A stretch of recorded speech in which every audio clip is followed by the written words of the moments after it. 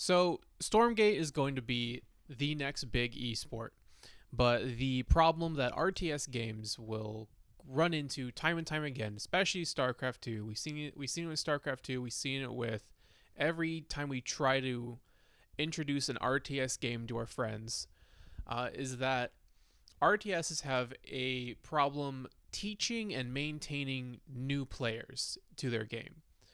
So I think Stormgate needs to create new modes in order to teach players without boring or overwhelming them. In interviews with Ryan Shooter, we've seen him talk about creating the onboarding experience for Stormgate. Ryan Shooter is the user experience or UX designer for Stormgate.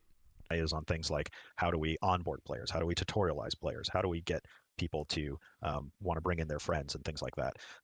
But also, how do players interact with the game itself? How do they build units? How do they train units? How do they select units and things like that? And those. So creating an onboarding experience is great. I am so happy to hear that. I would love to actually know. I'm way more interested in hearing about how he is designing the onboarding experience honestly, more than anything else. Because by just looking at the people that are making the game, I have some pretty good faith in that the game's just going to be good. But I am very curious to see what teaching tools they are going to implement for new players. That's why I think they need to have modes designed to teach players without really players knowing that they're being taught something. Because so long as you can teach players how to play your game, you can make your game as hard as you possibly want. StarCraft 2 could also accomplish this if they just had modes that actually helped players transition into the ladder environment. Players like to learn by doing, so I think you need to create game modes that teach them without them knowing that they're being taught something. So these game modes need three things. Number one, the game mode needs to be focused on something that is fundamental to even interacting with the game. It can't be some kind of niche scenario. It needs to be something that they're going to interact with every single time, like something focused on micro or macro. What stinks? Is it you? Am I just smelling your dog breath? Is your stinky hot dog?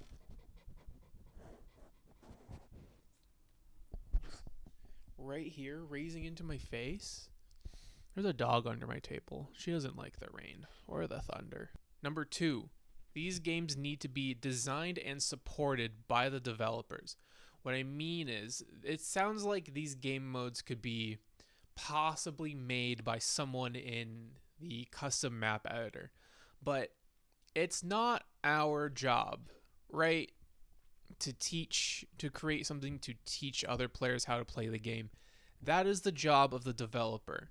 Modes like this need to be designed, supported, and advertised by the developers of the game, because the developer needs to be able to teach people how to play their own game.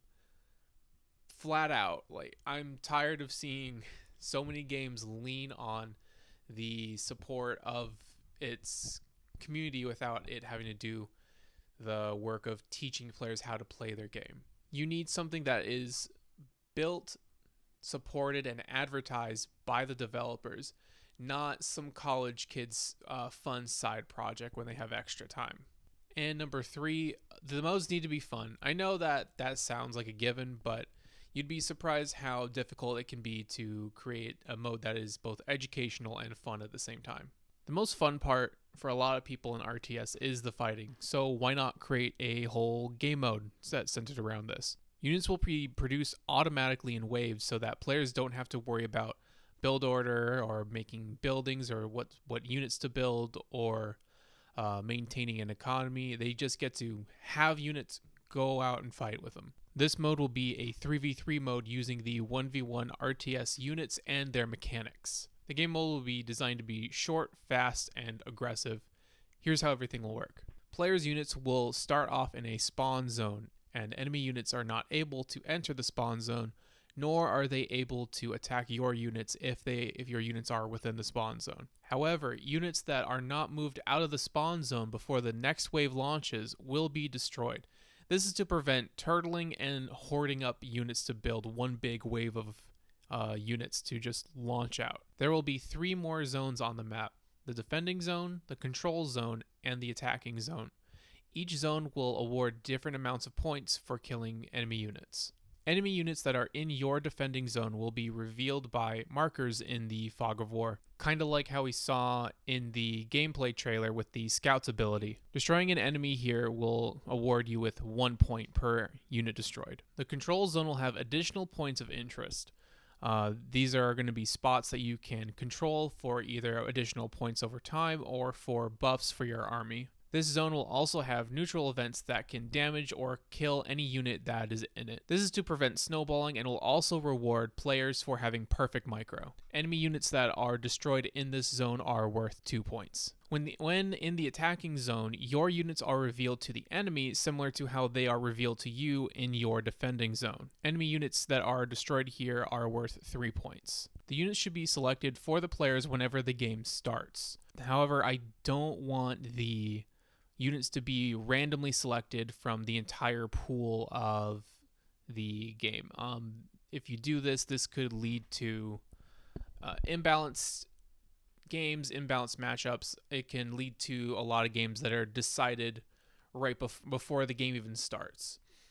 Kind of like how if you play ARAM in League of Legends and you just don't pick you just don't get the right team comp, and the other team just has everything is perfect, and you're like, well, this is going to be 10 to 15 minutes of awful, and I don't want that to happen. I would like there to be unit compositions that are designed to go up against each other so that we have a good designed experience with a little bit of randomness in it. So a 3-unit composition will be picked, and then each player will then be randomly assigned a unit from that 3-unit composition. If a team does not like the composition they've been given, they can veto it with a 2/3 majority. When the composition is selected, players will then be able to trade units to one another. Games will be played in 2 4-minute rounds. The round winner will be decided either by who has the most points by the end of the time limit or by who reaches the max amount of points. After a round, players will switch sides on the map, scores will reset, and they will begin the match again. If the second round ends with a 1-1 tie, then the players will be able to vote to have an overtime round. In overtime, each player will get 1 big wave, no respawns, everyone is revealed. The winner is the team with the most points or whoever's left standing after 2 minutes. Having rounds helps reset a snowballing game and does not punish players who were able to snowball the game into a win simply by being too good. There should be experimentation with symmetrical and asymmetrical map design for this mode. You could design a map where a player from each team has a spawning zone that is the backdoor of the rest of the team's main spawning zone. Possibly, if a team is significantly behind, the player with the backdoor spawn is able to now switch between multiple backdoor spawns. This condition gives losing teams comeback potential through mechanics and without just flat out giving them power. This lets a losing team come back again by playing better, not just by, oh, you're losing, well, here's flat power, or, oh, you're winning, here's a flat buff. It makes it way more fun for the players to play the game and to come back into the game. Another idea is making the spawning zone concave around their defending zone. This gives players a positional advantage when leaving their spawning zone if they are getting spawn camped, for example. Again, this just gives players a mechanical advantage rather than giving them a flat buff or nerf. Okay, so possible problems that this game mode might run into is obviously unit balance. But if you are balancing the units for the main 1v1 melee mode, I'm sure that should transition over into this mode pretty easily. When designing these compositions, I think they should be designed in composition pools, where there are pools of 3-unit compositions. Maybe there are 3 to 5 compositions per pool, and these compositions are designed to fight each and every other composition within its pool. You can have multiple pools, but these pools do not interact with each other. These pools do not interact with each other so that you have a consistent, balanced matchup. You should also have at least 3 to 5 compositions per pool so that each team is able to veto the composition they were originally given and not have a mirror matchup. So, what is this mode accomplishing? This game removes the pressure of macros, so players can focus on controlling just a single unit. This is also removing the pressure of controlling multiple different types of units. Players won't have to split up their APM figuring out which unit to be selecting. They just have the one type of unit that they're going to get familiar with, and the more they use it, the more they're going to get familiar with that one unit. And when they play the game again, they're going to get a different unit and get familiar with that one, and they'll get continuously more and more familiar with not just units of maybe the faction that they really like. They're going to get familiar with all of the units from the different factions, because that is another big hurdle that you need to get over when you play StarCraft 2. Is once you've learned your units, you then need to learn the other factions units, and that's just a whole nother book to study. But instead of it being a book to study and replays to watch, you get to just experience it. You get to just play as them in a fun mode. This mode also teaches map control.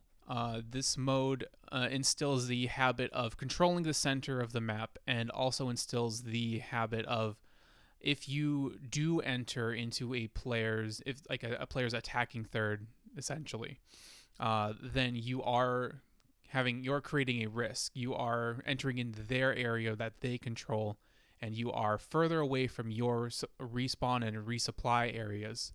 So it instills that habit of, all right, do I want to keep pushing forward, or do I just want to control back here where I have all my stuff set up? And then this also teaches a macro habit, because it teaches army composition.